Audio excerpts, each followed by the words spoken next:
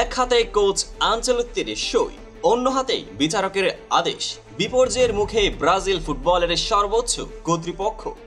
Rodriguez হঠাৎ কোথায় গেলেন, আর আনচেলত্তি কি এবার অবিশ্বাসের মাঠে পড়ে যাবে? আজকের ভিডিওতে জানতে চলেছেন পুরো ঘটনার নাটকীয় পরত। গত বৃহস্পতিবার রিও দি জেনেরোর প্রাদেশিক আদালত থমকে দিল ব্রাজিল ফুটবলের আকাশ। সিবিএফ সভাপতি এতনালদো রদ্রিগেজকে ফেরত নেবার চিন্তা না করে সোজা অপসারণ করে দিল। 3 দিন আগে আনুষ্ঠানিকভাবে জাতীয় দলের কোচ হিসেবে ঘোষণা করা হলো কার্লো আনচেলত্তির তাৎক্ষণিক চুক্তি। এখন প্রশ্ন, কে চালাবে ব্রাজিল, আর কে দাঁড়াবে বিশ্বকাপের স্বপ্নের পেছনে? এই ধাক্কার পর সহ সভাপতি ফার্নান্দো সার্নে হয়ে গেলেন অন্তর্বর্তীকালীন প্রধান। ভোটের পথে হাঁটা প্রস্তুতি শুরু। রদ্রিগেজ আপিল করেছেন সুপ্রিম কোর্টে, কিন্তু আদালতের বিচারক গ্যাব্রিয়েল ডি অলিভিয়েরা জেফিরো বলেন, না, এই গেম এখন নতুন। আজকের এপিসোডে আমরা দেখব কি ঘটলো, কেন ঘটলো, আর কি হতে পারে আগামী দিনে। মার্চেই পুনর্নির্বাচিত হয়ে 2030 সাল পর্যন্ত দায়িত্ব পেয়েছিলেন রদ্রিগেজ, কিন্তু হুঙ্কার ছাড়ছিলেন তিনি সবকিছু ঠিকভাবে পরিচালনা করবেন। তবুও কোনো এক স্বাক্ষর জালিয়াতির অভিযোগ উঠল। এই অভিযোগ এনেছিল কারো? উত্তর ফার্নান্দো সার্নে নিজেই। তার আবেদনে আদালত বসালো তদন্ত কমিটি, এবং সোমবারের শুনানিতে অপ্রাপ্তবয়স্ক বা মানসিকভাবে সক্ষম নয় এমন অ্যান্তোনিও কার্লোস নুনেসের নাম এলো সামনে। বিচারক বললেন, তার মানসিক অবস্থা নিয়ে দ্বিধা 2018 থেকে ব্রেন ক্যান্সারের পর। এখন প্রশ্ন, এটা কি কেবল ব্যক্তিগত রেষারেষি, নাকি সরকারি শাসন রীতি আর স্বচ্ছতার বড় সি? কোথায় আছে সে সি?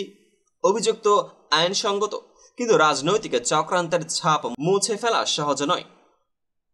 আরেক নায়ক কার্লো আনচেলত্তি, যিনি তো সই করেছেন 2026 বিশ্বকাপ পর্যন্ত যাওয়ার চুক্তিতে।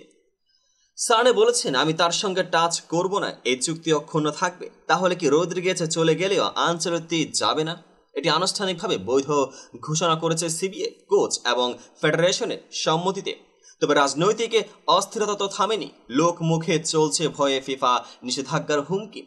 যে ব্রাজিলিয়ান ফুটবল বিশ্বের সর্বনিম্ন স্তরে ভূমিকা রাখে না, এখন তারা কেউই দখল করে নিতে চাইছে। খেলাধুলায় রাজনীতির মিশ্রণ নতুন নয়, তবে বিশ্বকাপের মতো অনুষ্ঠানের আগে এইসব টানাপোড়েন বিপজ্জনক। রদ্রিগেজের পক্ষে আপিল সুপ্রিম কোর্টে। সার্নে বলছেন, ভোটের মাধ্যমে শেষ কথা। তখন প্রশ্ন, ভোট আসলে সমাধান আনবে? ভোট কি রাজনীতি ট্র্যাজেডি থেকে ফুটবলকে মুক্ত করবে? সার্নে ইতিমধ্যেই ভোটের প্রস্তুতি শুরু করেছেন দ্রুততার উদ্দেশ্যে।